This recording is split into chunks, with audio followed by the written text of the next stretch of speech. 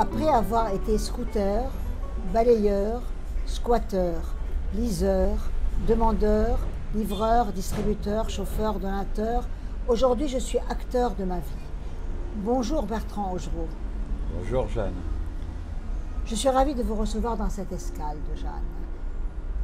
Tous ces métiers, c'est comment Bertrand? La liberté. C'est la liberté. C'est la liberté de choisir son travail, de ne pas avoir de chef derrière soi. Faire son travail normalement, proprement et en espérant avoir des petits signes de sympathie, de remerciement. Alors, je vais énumérer quelques-uns Oui, et on s'arrêtera à un. d'accord. Scooter, c'est quoi le métier de scooter? Scooter, c'est coursier, c'est se balader dans Paris. Coursier, il y a 40 ans, donc on n'avait pas de GPS, on n'avait pas toute la circulation, on n'avait pas tout le sens de...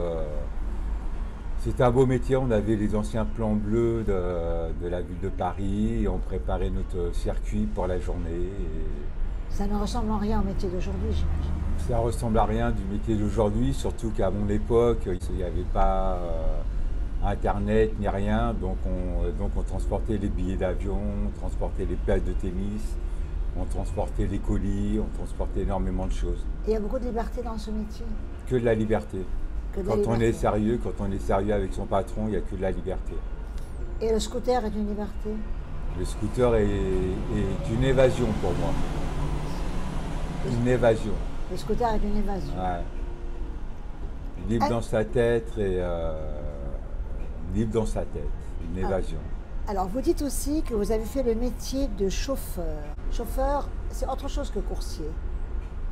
Chauffeur, ça dépend. Chauffeur, j'étais chauffeur-livreur Oui. également. Donc là, c'était pour la troupe de Jérôme Deschamps quand Oui. il n'était pas connu, quand il n'était pas racheté par Canal+. Oui. Et après, j'ai fait chauffeur pour dépanner les gens, donc des ménageurs, mais tout ça en bénévole, quoi. J'ai pas été salarié des ménageurs, tout ça, toujours pour dépanner les gens, quoi. Et maintenant, il y a un métier qui m'intéresse beaucoup. C'est balayeur. Dans la propreté de la ville de propreté Paris. de la ville de Paris. Là, vous êtes salarié quand même, non? Là, j'étais fonctionnaire et j'ai vécu 25 ans en tant que balayeur, 19 ans actif et 6 ans malade. Alors, racontez-moi le métier des bonhommes verts. C'est comment? À quelle heure ça commence le matin? Le bonhomme vert travaille tous les jours, 24 heures sur 24, sauf le 1er mai. C'est le seul jour qu'il n'y a pas un balayeur dans Paris. Oui. Ou aussi dans les autres villes. Mais dans Paris, c'est toutes les heures, c'est H24. On a plusieurs équipes, plusieurs horaires.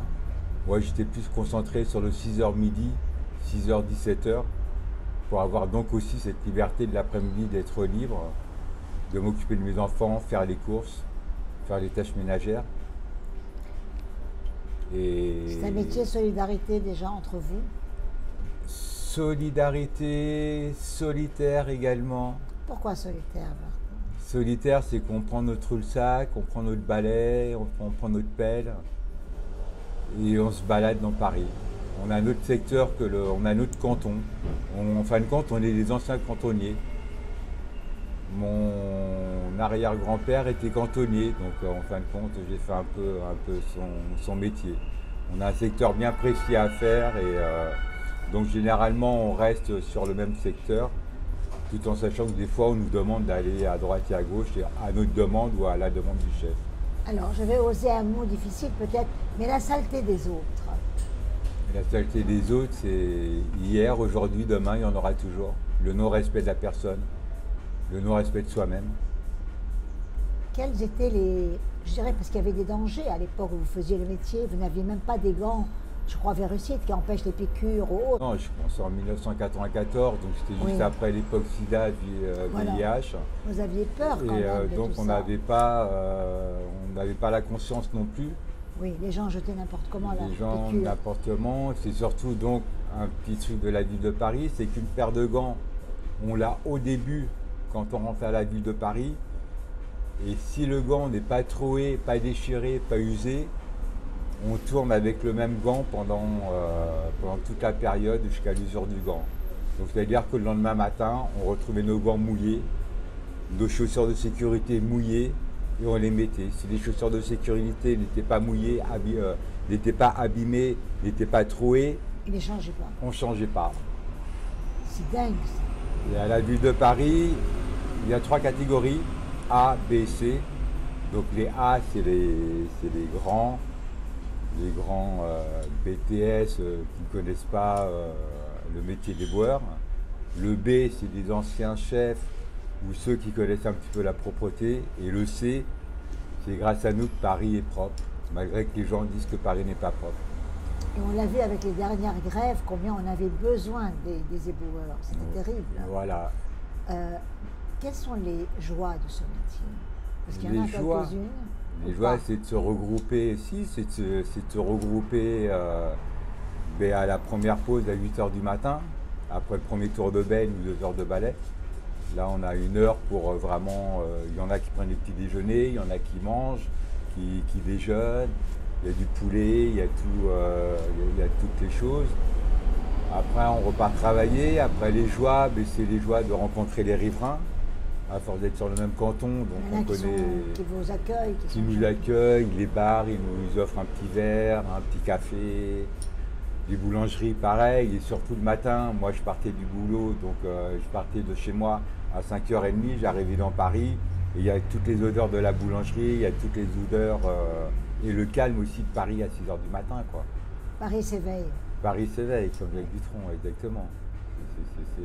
Et les gens qui s'énervent derrière, comment vous gérez ça? On en rigole. On en rigole parce que, comme un exemple, moi j'ai beaucoup travaillé dans le 14e. Oui.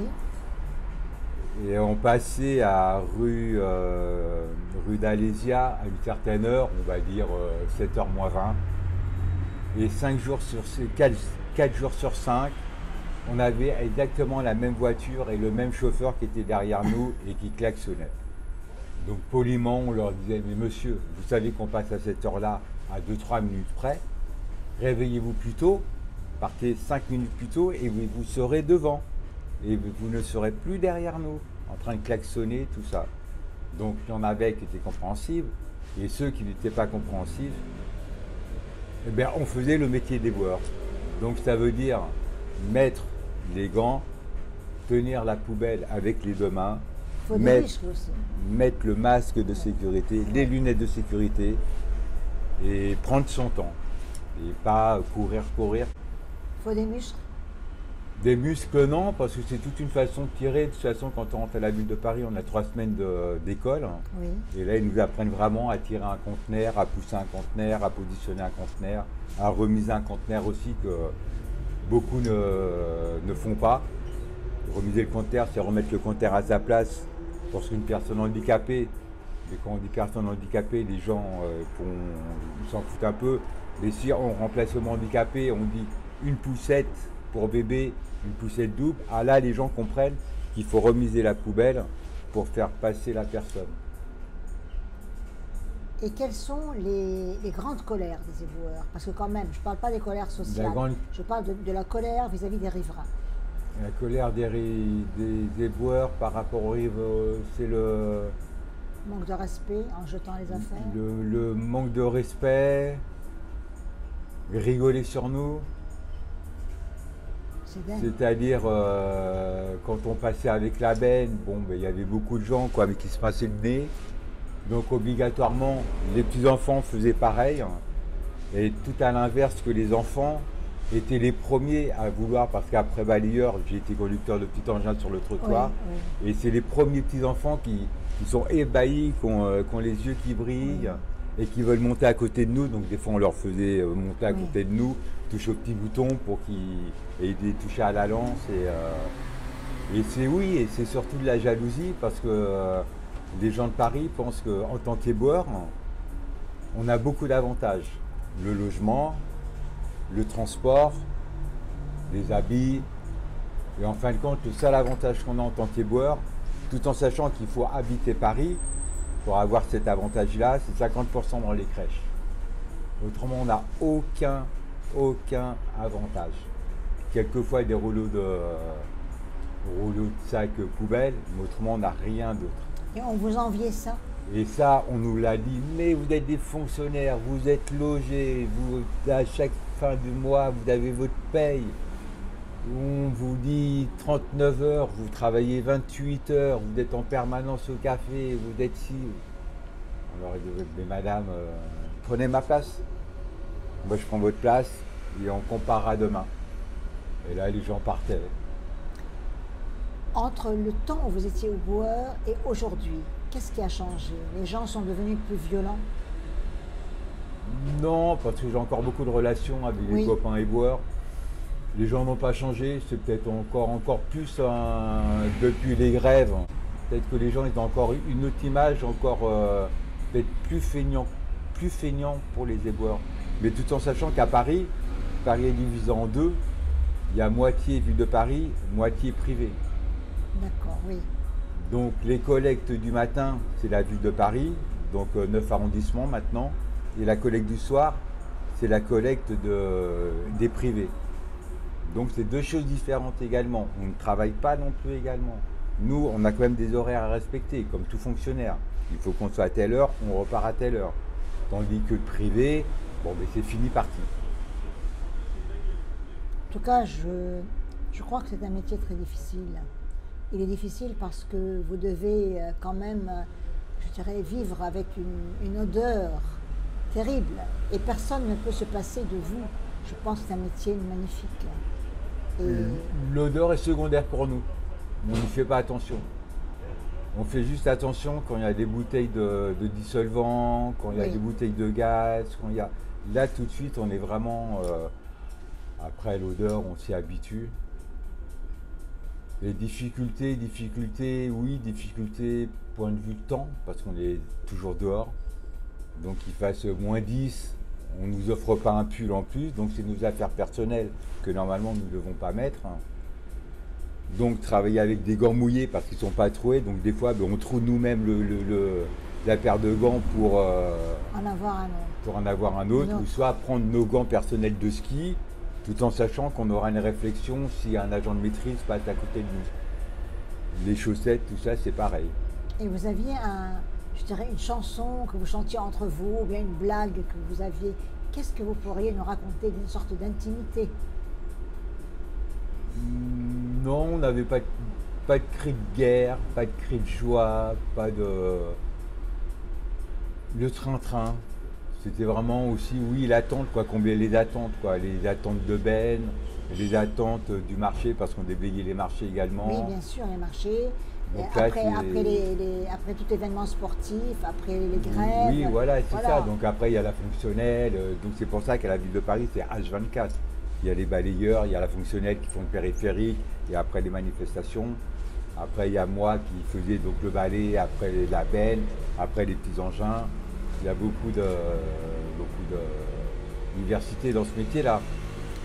Est-ce qu'il vous est arrivé de vous-même de passer, après par exemple qu'on ait demandé à des personnes de quitter un endroit où elles s'étaient Malheureusement. réfugiées?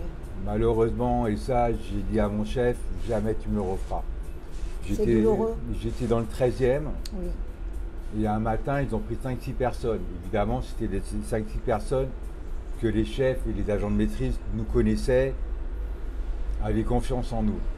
On nous a mis une combinaison blanche, on ne savait pas pourquoi, on nous a mis dans un cargo, et on est descendu sur le quai d'Austerlitz. Et là, il y avait des tentes, et on nous a dit, virez-moi tout ça. On a regardé, moi je dis, ah non, je vois pas quelle autorité j'ai à les virer. Donc il y avait la police, il y avait les pompiers, il y avait tout ça. Donc de force, on nous a dit, quand les gens étaient donc évacués dans les paniers à salade, on nous a dit de ramasser toutes les affaires, mettre tout ça dans les sacs et dans les camions poubelles. C'est douloureux de prendre des affaires de l'autre, sachant qu'il n'avait pas d'autre endroit pour aller. C'est... Ouais, c'est immonde, quoi. C'est pas ma mentalité, quoi. Déjà au moins de nous prévenir ce qu'on allait faire et décider de notre choix. On ne vous prévenait pas. Là, non, là c'était toi, au toi, tu vas là-bas, tu fais ça, et on n'a pas le droit de... Vous avez arrêté ce métier en quelle année? J'ai arrêté malheureusement en 2016 Pourquoi? par la maladie. Alors, vous avez eu des difficultés aussi autres qui étaient l'alcool. Oui, Vous avez été un alcoolique, je dirais, un alcoolique, hein. tout simplement, voilà. Malade Comment de l'alcool, comme on dit Comment est maintenant. venu l'alcool? Alors, comme on dit avec nos anciens et avec nos nouveaux, toute personne, il y a 1000 façons de rentrer dans l'alcool et 1000 façons d'en sortir. Moi, personnellement, avant d'être donc éboueur, hein, j'étais coursier. J'ai eu un grave accident, j'ai perdu ma mâchoire. Oui. Donc, du jour au lendemain, ma femme, mon ex-femme, était enceinte de mon fils Marius. Donc, j'ai dit, il faut absolument que je trouve un métier parce que je n'avais pas de bagage en main, j'avais Oui. rien. J'ai tapé toutes les administrations, RATP, Air France, EDF, Ville de Paris. Et la Ville de Paris m'a pris en premier. Donc, du coup, je suis rentré à la Ville de Paris. Mais avant, tout en étant coursier, je pratiquais le rugby en tant que joueur. Et après, j'ai fini en tant qu'entraîneur de l'école de rugby. Donc, il y avait un peu la fête, il y avait un petit peu l'alcool, normal. Et avec le temps et après mon arrêt de l'alcool, ben, je me suis aperçu que mon premier verre d'alcoolique était mon premier jour à la Ville de Paris. C'est fou ça. Et c'est comme ça que je suis rentré dans l'alcool, parce que je n'avais aucun problème d'argent, aucun problème Donc c'est venu tout simplement par l'alcool. On arrive dans un atelier, on trinque. Le lendemain, ben, il y a des naissances, il y a des morts, il y a les fêtes, il y a les anniversaires. Et après, le corps, il s'habitue. Et vous avez été jusqu'où dans l'alcool?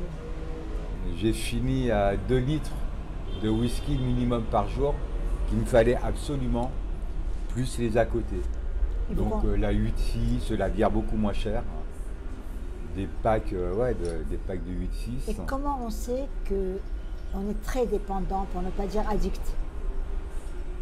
Pour moi-même, c'était le corps qui me demandait mes 2 litres de whisky.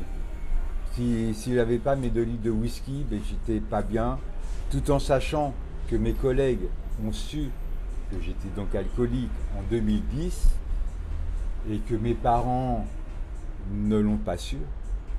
Mes sœurs, j'en parle un petit peu, elles s'en doutaient un petit peu quand même.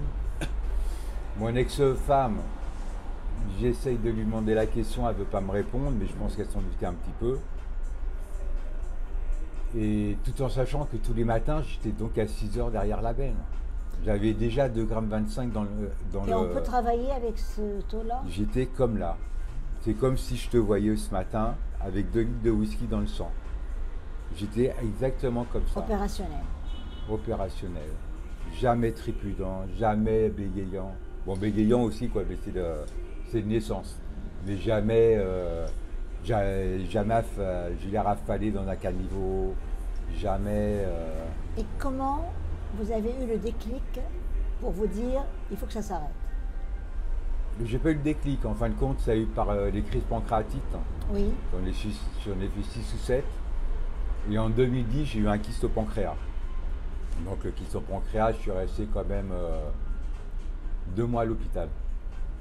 Et pendant cette période-là, donc j'ai eu un sevrage automatiquement parce que je ne pouvais pas. Tout en sachant, voilà, j'étais donc suivi à l'hôpital Montsouris, tout en sachant qu'on avait encore le droit de fumer dans les hôpitaux. Et quand on allait dans la salle fumeur et quand on allait aux toilettes publiques, mais derrière les toilettes, il y avait des canettes de bière, il y avait des litres de whisky, il y avait donc quand même de l'alcool dans le service. Mais moi, personnellement, moi j'y touchais pas. Et le fait qu'il y a eu aussi qui m'a aidé, c'est d'avoir eu un changement de vie. Oui. De partir de Paris, d'avoir vécu à 20 ans, à 40 ans, mes 20 ans, et ça on vient de me le dire il n'y a pas longtemps, je pensais que c'était une crise de quarantaine que j'avais fait.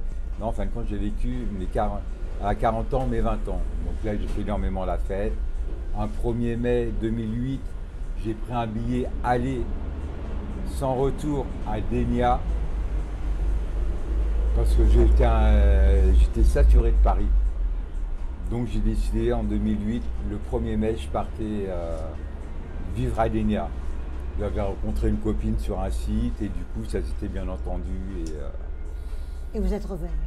Et je suis revenu parce qu'elle est décédée par un cancer foudroyant, mais qu'on avait un projet déjà sur place. de monter un magasin Desigual avec un pub à l'intérieur.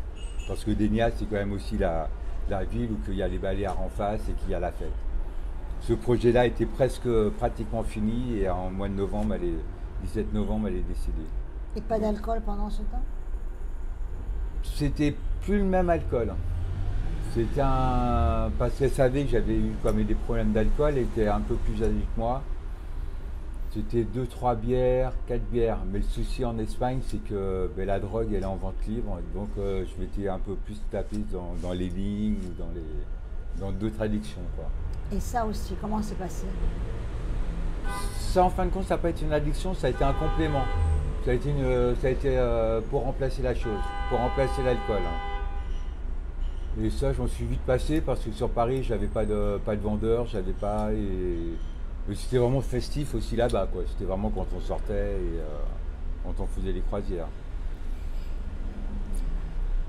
Vous avez, je crois, depuis, parce que bon, vous n'êtes plus du tout alcoolique, vous avez passé, je crois, avec un hôpital, vous avez eu un diplôme maintenant. Voilà, c'est ça. Comment ça s'appelle? Donc c'était une formation de patient expert en addictologie. Oui. Et c'était juste pour revenir donc sur le pancréas, oui. Mon éclosion donc, du pancréas en 2010. Après, j'ai complètement fait un arrêt d'alcool. Mais vraiment, du jour au lendemain, sans cure, sans rien, avec ma nouvelle maison à Cachan, avec la maison de ma femme actuelle, parce que c'est quand même sa maison, moi j'ai rien mis dedans. Un changement de vie complètement différent, avec des poules, des chats, et tout et tout. Et le souci que j'ai eu, c'est qu'en 2016, sans avoir rebu, sans avoir rien fait, tout en retravaillant, le pancréas, là, il a vraiment dit stop. Et donc du coup, on m'a fait une dérivation du canal de Wirsung, d'où depuis le diabète 1 insulinodépendant. D'accord, mais voilà, vous n'avez plus du tout bu depuis. Et depuis que vous avez cette formation, vous avez témoigné, vous avez aidé des étudiants, vous avez aidé des groupes. Voilà, cette formation est basée aussi avec l'hôpital Bichat et l'hôpital Beaujon.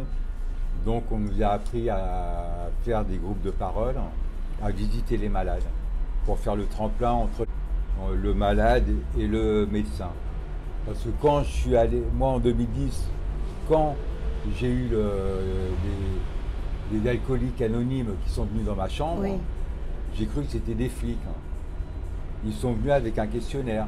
Vous appelez comment? C'est rude. Consommation. Je leur ai dit, sortez. Moi, je ne suis pas là pour vous répondre. Tandis que nous, patients experts, on écoute la personne. Déjà, on a un briefing avec les médecins. On choisit ceux qu'on pense être égaux à nous-mêmes ou égal à nous-mêmes, qu'on pourra peut-être partager quelque chose qu'on a vécu, donc parler avec. Et là, ils nous envoient dans les chambres et on parle avec la personne. La personne peut refuser comme elle peut accepter. Mais généralement, on y va tellement cool que c'est une petite papote quoi, pendant 1 heure, 2 heures, même 3 heures. Et on descend prendre un petit café. Les petits bonhommes verts mes passent. collègues. Voilà. Et ça, c'est le privé, ça. C'est le privé. Non, ça, c'est je m'excuse, c'est le... C'est Paris. Le matin, c'est Paris. Parce que les bandes sur les pantalons, c'est une bande. Et sur le privé, c'est 2 bandes. Et donc, maintenant, l'approche est très différente et les gens c'est plus facilement qu'ils parlent à celui qui vient tenter de les Oui, aider. parce qu'ils connaissent, ils savent qu'on est passé par là. Oui. Et ils ont de l'espoir de s'en sortir aussi. Ils espèrent. Ils espèrent, mais le souci, c'est que dès qu'ils sortent de ce centre, il y en a qui vont aller de l'hôpital, ils vont aller dans 3 centres. Mais le souci, c'est qu'ils vont retourner chez eux. Il n'y a pas assez de suivi, il n'y a pas assez d'argent, malheureusement. Donc quand ils reviennent chez eux, on leur propose de changer de place le lit, l'armoire, de vivre un autre appartement, une autre vie dans le même appartement, mais en changeant les déplacements. Mais les cachettes reviennent tout de suite. Bien sûr. Donc, et vous aviez des cachettes? Ouf, il y en a partout des cachettes. Vous personnellement, vous cachiez où? Partout. Et vous cachiez pourquoi? Vous aviez pour votre famille, pour qu'elle ne voit pas? Oui, déjà, premièrement, et pour pas décevoir, je pense, les personnes. Et quelle est une cachette les plus improbables? Bah déjà, quoi, mais pour une femme, ça je l'ai appris en formation, c'est dans la machine à laver, le linge, ou dans le bac à linge. Dans le bac à linge. Les hommes, normalement, n'y vont jamais. Oui. Et ça, c'est leur première cachette, paraît-il. Moi, c'était dans la cave. Parce que les femmes descendent généralement jamais dans la cave, font des outils, font des bouteilles. Donc moi, j'avais toujours mes litres de whisky, mais toujours prévu à l'avance. Parce qu'il y a des jours que c'est férié, mais les magasins sont fermés. Donc il y avait la fallait provision. tout calculer. Oui. Calculer aussi quel magasin qu'on a fait le lundi. Ne pas le refaire le mardi, ne pas le refaire le mercredi. Tout en sachant qu'on peut... C'est toute une logistique. Tout un calcul que le fait de ne plus boire, mais ça m'a peut-être donné aussi un espoir d'écrire, Oui, justement, je l'avais vu. de me Mais faire je ne savais pas ce calcul aussi de ne pas c'est en revenir au même magasin, permanence. etc. Oui. On a toujours peur de se faire reconnaître, on a toujours peur d'y aller avec sa femme, et la caissière nous dit « Ah ben aujourd'hui, prenez pas votre bouteille de whisky ». Et là, ça a toujours été un calcul. En vacances, ça a été pareil. Quand je partais en vacances, la première chose que je regardais, c'était le magasin, où est-ce qu'il était situé par rapport au mobil-home. Et dans le mobil-home, c'était sous le mobil-home, parce que les enfants ou mon ex-femme n'allaient pas sous le mobil-home, à cause des araignées, à cause de la saleté, à cause de tout ça. J'ai retenu de vous le mot seul. Ouais. Vous êtes entouré, vous avez de la famille, vous Ouais. avez tout, et vous semblez nous raconter tout ça avec une certaine distance, mais le mot seul est resté. Vous avez écrit, c'est dans votre livre d'ailleurs, aujourd'hui, hier, demain, je suis moi. Qui peut être moi que moi-même? Allongé, debout, assis, savoir à la seconde, tomber au sol, seul. Vous êtes toujours seul. Tout est une histoire de solitude bien qu'étant entouré. Ça veut dire le métier de boueur était, vous étiez ensemble mais seul, sans drame, mais seul, cette sensation de solitude profonde. L'alcoolisme, c'est quand Seul. même toute une logistique seule. Et justement, l'écriture, parce que nous sommes arrivés à l'écriture. L'écriture. Vous avez écrit un livre qui s'appelle La vie, mon brouillon. Voilà. Alors déjà, avant d'arriver à cette solitude de l'écriture, comment est venue l'idée de ce livre? Parce que ce que vous avez dans ce livre, vous l'aviez déjà écrit parfois. L'idée, je ne sais pas. L'idée est venue comme ça. Avec le temps, je pense que ça m'a fait une thérapie personnelle, étant donné que je n'ai pas suivi après le groupe de parole ou de médecin pour... j'ai toujours un psy que je revois régulièrement, mais là c'est plus une amitié. Mais le livre est venu, je crois qu'il y a une trentaine de textes, mais j'en ai écrit 600. Depuis quand vous écrivez? Depuis que j'ai fait cette formation de patient expert, et depuis vous avez eu besoin d'écrire sur le papier ce que je voyais, quoi. Parce que on m'a souvent proposé d'écrire. Ma grande sœur m'a dit quand j'étais à Djibouti pendant 2 ans, écris tous les jours ce que tu vis, parce que c'est une expérience qu'on ne connaît pas et qu'il faudra que tu racontes. Le métier des boueurs, tu n'es pas la seule à me dire des choses. Il y a dernièrement, je participe un peu au groupe avec les Daronnes, du groupe de lecture, et j'avais pas trop de textes à raconter, donc je suis parti sur un sujet sur la ville de Paris. Et une dame m'a dit, mais j'aurais parlé de la ville de Paris pendant 5 minutes, les petites anecdotes et tout ça. Ils m'ont dit merci pour ce partage, parce qu'on ne connaît pas ce côté de la ville de Paris, et ça serait un truc à faire sur la ville de Paris. Mais moi, si j'ai pensé de faire un livre sur la ville de Paris, mais j'ai tellement une haine, malgré que j'ai vécu 25 ans de bonheur, on va dire, sans chef, sans rien, me balader dans la rue avec un balai, c'est vraiment extraordinaire, quoi. Ce livre, je reviens à ce livre, parce que ce livre, je l'ai lu, comme beaucoup d'ailleurs, il est à la fois plein de fraîcheur, il y a une forme d'innocence dans ce livre, il y a une forme d'espoir, de rêve, et vos textes sont très beaux, sont très émouvants. Je vais en lire un. Nous voilà sans horaire, juste se taire, comme un courant d'air, nouvelle maison pour famille hérisson. Simone et Colette en ont des frissons, mais ce n'est pas encore l'hiver, alors je continue mon petit chemin, tout simplement. Voilà. Et ce tout simplement, c'est comme si on avait essayer de faire quelque chose et puis tout simplement on revient à une réalité. Voilà. Vivre avec la nature, vivre avec le temps présent, vivre avec... Vous avez beaucoup de photos aussi que vous avez mises dans ce livre. Vous avez besoin de mettre une photo face à un texte? Ben, c'est surtout la photo qui va me donner le texte. D'accord, donc vous partez de la photo. Voilà. De la photo, d'un lieu, d'un personnage, d'une feuille qui tombe. J'aime beaucoup la fabrication de ce livre, parce que ce livre n'est pas édité. Ce n'est même pas de l'auto-édition. C'est une auto-impression, en quelque sorte. Et il est très beau. Et je crois que ce livre, parce que je connais plusieurs personnes qui l'ont lu et qui sont quand même un peu du monde entre guillemets, du livre, ont été émus. Et moi, je suis émue d'une chose, c'est qu'à chaque fois que vous vous présentez, que ce soit pour le livre ou autre, vous dites Bertrand Angerot, inculte, saltimbanque. Pourquoi avoir besoin de ces deux mots toujours, comme une Provocation. provocation? Provocation. J'ai toujours été provocateur. Qu'est-ce que la provocation? La provocation, aujourd'hui même, pour moi, c'est de me faire arrêter par la police. Vous avez besoin de vous faire arrêter? Ben, pour qu'ils me contrôlent, par mon attroupement, par mon scooter, par mon bonnet. Donc, autrement dit, vous avez besoin qu'on vous remarque, qu'on vous donne, qu'on dise il n'est pas transparent dans la ville. Oui, pour montrer que comme je suis transparent, ben, je suis comme quelqu'un de normal, comme quelqu'un avec une cravate. C'est pas l'habit qui fait le moine, quoi. Oui. On peut s'habiller, j'aurais pu me mettre en costard, j'aurais pu me mettre... non, moi mon habit c'est comme ça. Et on vous arrête?